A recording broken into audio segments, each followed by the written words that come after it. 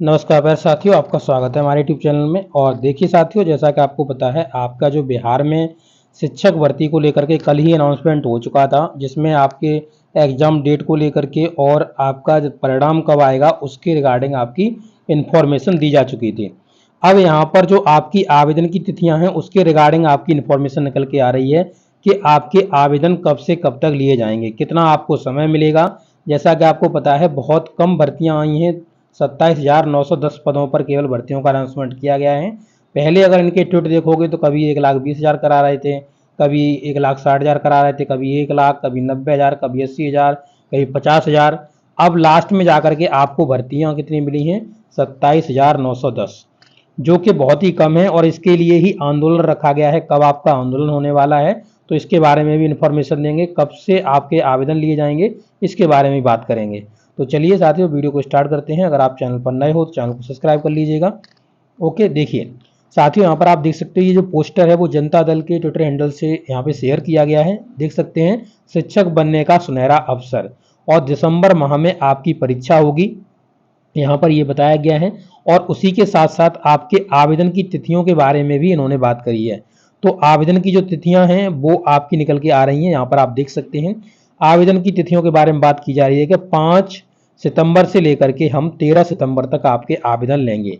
यानी आवेदन करने के लिए आपको केवल 8 दिन देंगे, क्योंकि आपको पता है कि इसके बाद ये 2-4 दिन बाद आपका एग्जाम लेने वाले हैं। इस तरीके से ये 8 दिन दे रहे हैं, जैसे कि इन्हें कल ही एग्जाम लेना है। एग्जाम इनको कब लेना है? इनको 16 दिसंबर से लेकर 19 दिसंबर तक आपको इनको एग्जाम लेना है। और ये क्या कर रहे हैं, अभी यहाँ 8 दिन ही दे रहे हैं आवेदन के लिए।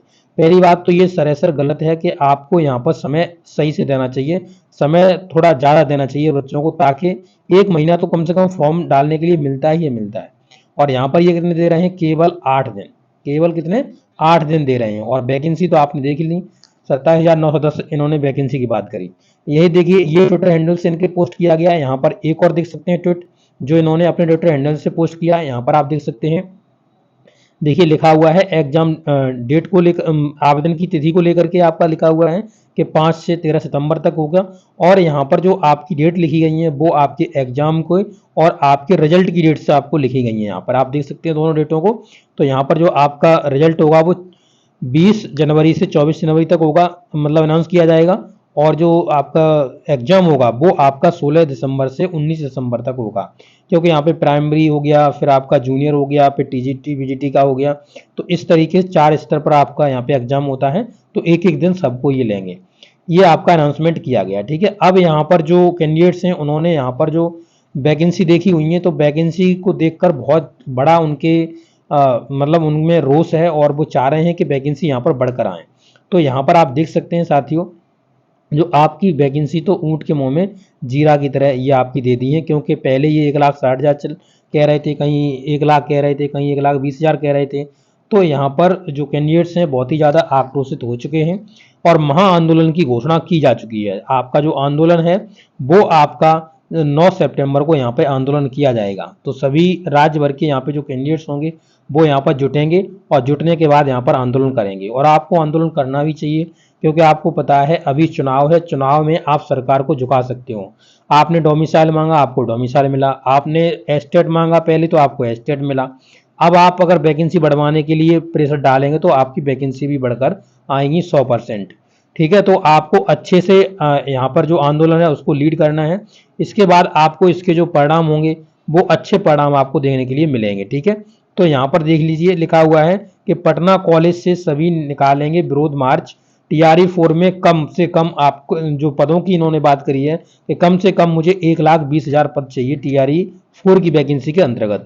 और पद कितने निकले हैं? 27,910। ये तो मैंने आपको कल ही बता दिया था। इससे अभ्यर्थी जो हैं वो बहुत ही ज़्यादा आक्रोशित हो चुके हैं।